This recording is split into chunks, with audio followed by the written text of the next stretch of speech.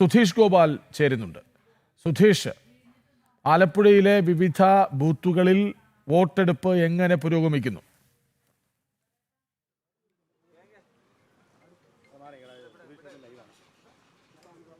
കൃഷ്ണ, രാവിലെ മുതൽ തന്നെ ആലപ്പുഴയിലെ വിവിധ ബൂത്തുകളിലെല്ലാം തന്നെ നല്ല തിരക്കാണ് അനുഭവപ്പെടുന്നത്. രാവിലെ 7 മണിക്ക് വോട്ടിംഗ് ആരംഭിക്കുമ്പോൾ തന്നെ നീണ്ട നിര പല ബൂത്തുകളിലും കാണാൻ കഴിയുമായിരുന്നു. ആലപ്പുഴ ജില്ലയെ സംബന്ധിച്ചിടത്തോളം 72 പഞ്ചായത്തുകളും 6 നഗരസഭകളുമാണുള്ളത്. ഇതിനു പുറമെ 12 ബ്ലോക്ക് പഞ്ചായത്തുകളും ജില്ലാ പഞ്ചായത്തിലേക്ക് 24 ഡിവിഷനുമുണ്ട്.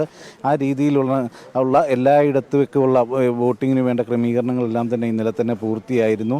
18,02,000-ലധികം വോട്ടർമാരാണ് ജില്ലയിൽ ഉള്ളത്. അവർ രാവിലെ മുതൽ തന്നെ വോട്ട് ചെയ്യാൻ എത്തുന്ന ഒരു കാഴ്ച തന്നെയാണ് കാണാൻ കഴിഞ്ഞത്. ആലപ്പുഴ ജില്ലയെ സംബന്ധിച്ചിടത്തോളം 60 പ്രശ്നബാധിത ബൂത്തുകളാണുള്ളത്. അവിടെ എല്ലാം തന്നെ പ്രത്യേക വെബ്കാസ്റ്റിംഗ് ക്രമീകരണങ്ങളടക്കം ഏർപ്പെടുത്തിയിട്ടുണ്ട്.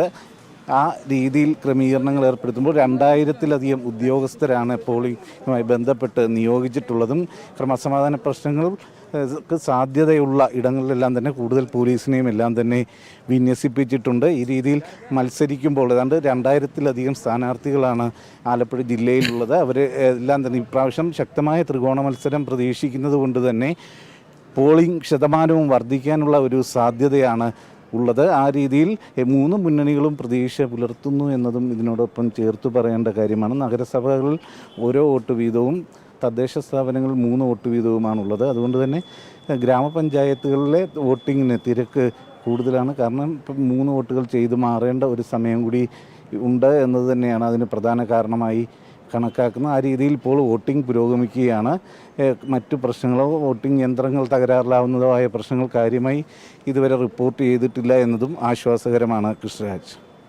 സുധീഷ് ഗോപാലാണ് ആലപ്പുഴയിൽ നിന്ന് വിവരങ്ങൾ നൽകിയത്. അവിടെ പലയിടത്തും നിരവധി വോട്ടർമാർ ആദ്യ 1 മണിക്കൂറായിട്ടില്ല, 47 മിനിറ്റുകൾ പൂർത്തിയാകുമ്പോൾ നിരവധി പേർ വോട്ട് രേഖപ്പെടുത്തി മടങ്ങിക്കഴിഞ്ഞു. ഈ ജോലിക്ക് പോകേണ്ടവരൊക്കെ രാവിലെ വന്ന് വോട്ട് രേഖപ്പെടുത്തുകയോ അല്ലെങ്കിൽ വൈകുന്നേരം ജോലി കഴിഞ്ഞ് വന്ന് വോട്ട് രേഖപ്പെടുത്തുകയോ ചെയ്യാറാണ് പതിവ്. അതുകൊണ്ട് പലയിടങ്ങളിലും ആദ്യ മണിക്കൂറുകളിൽ തിരക്കുണ്ടാകും, പിന്നീട് വൈകുന്നേരത്തും നല്ല തിരക്കാകും. വിവരങ്ങൾ നൽകുകയായിരുന്നു ആലപ്പുഴയിൽ നിന്ന് സുധീഷ്.